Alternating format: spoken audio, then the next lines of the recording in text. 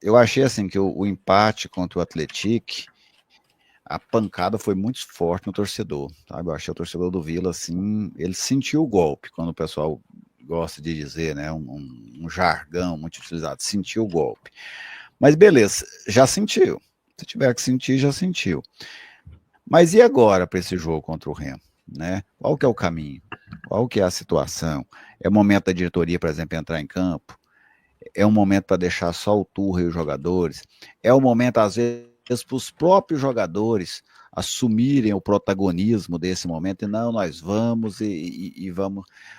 De onde é que para você tem que partir esse, vamos dizer assim, esse levante colorado para que o time não fique de cabeça baixa, para que o time siga acreditando? Porque se há possibilidades matemáticas, aí o torcedor, eu acho que ele pode vir cá e falar que não acredita. Nós, comentaristas, podemos vir cá e falar, não vai subir, não acredito. Mas o jogador não tem esse direito, porque o jogador é funcionário do clube e tem que fazer o máximo em todos os jogos para vencer os jogos. E eu até apontei aqui há pouco, o FMG ainda dá 9,9 de possibilidade de acesso para o Vila, ou seja, 1 em 10 o Vila tem para subir. Mas para você, de onde é que tem que partir essa, essa reanimação do Vila para esse jogo importante contra o Remo? Gerli, tem que partir dos atletas, não tem jeito. O último jogo mostrou o que a gente estava esperando ver, na verdade, como o Torre ia se comportar dentro de casa. E ele mostrou que ele é o mesmo técnico jogando em casa e fora. O Vila teve uma leve pressão até sair o gol ali, mas de resto é um time muito, muito recuado. E quando o Vila toma o gol, ele se perde. Não consegue recuperar o time. Então eu creio que vai ter que partir dos atletas. A premiação é boa, o salário está em dia, a estrutura é uma das melhores do país. Só depende dos atletas agora. Mas a gente vai vendo, por exemplo, a atuação do Igor Henrique muito, muito abaixo. Na verdade, dentro do esperado, né? Mas muito abaixo. O Parede muito abaixo. Então tem muito jogador devendo. Talvez o que a gente fala de times que não tem um orçamento muito grande, é que nos jogadores que eles depositam mais recursos financeiros é onde se espera que vai sair a responsabilidade. E esses jogadores não estão assumindo. Então a gente espera que o elenco assuma essa responsabilidade e coloque em campo. É porque eu não acredito mais no trabalho do Turra. Eu já tinha muito pé atrás e o último jogo mostrou muito isso. E a diretoria não tem mais o que fazer nesse momento porque não tem como contratar mais. Então passa pelos jogadores.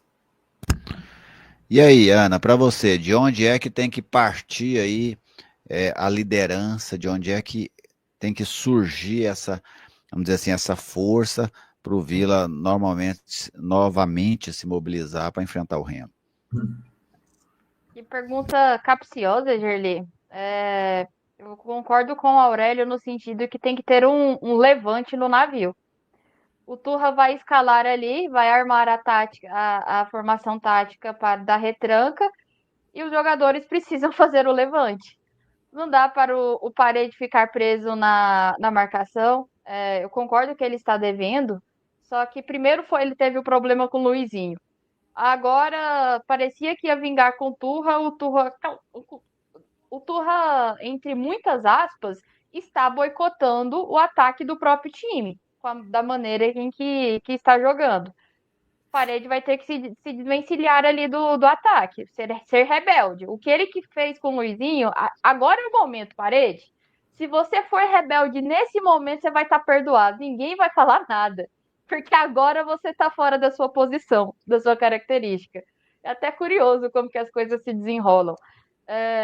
E os jogadores vão precisar se organizar dentro de campo. Porque eu, assim como o Aurélio, não acredito no trabalho do Turra. O que ele apresentou contra o Atlético beira a bizarrice. Um time que luta pelo acesso e não é um time que luta pelo acesso, Gerli, com peças ruins. Se a gente pegar aqui no elenco do Vila, o próprio Guilherme Parede, o Thiago Pagnussá, o meio de campo do próprio Dodô, que estava com boas características, aí tinha o Poveda, o Bruno Xavier, e mesmo assim ele postou todo mundo ali atrás e Deus nos acuda. na defesa. Então, não é um treinador de acesso, não está pronto e está nas mãos dos jogadores esse levante, se quiser sonhar e ter possibilidade de conquistar algo. E você, Gada, para você, de onde é que tem que partir essa situação? Quem é que tem que puxar agora?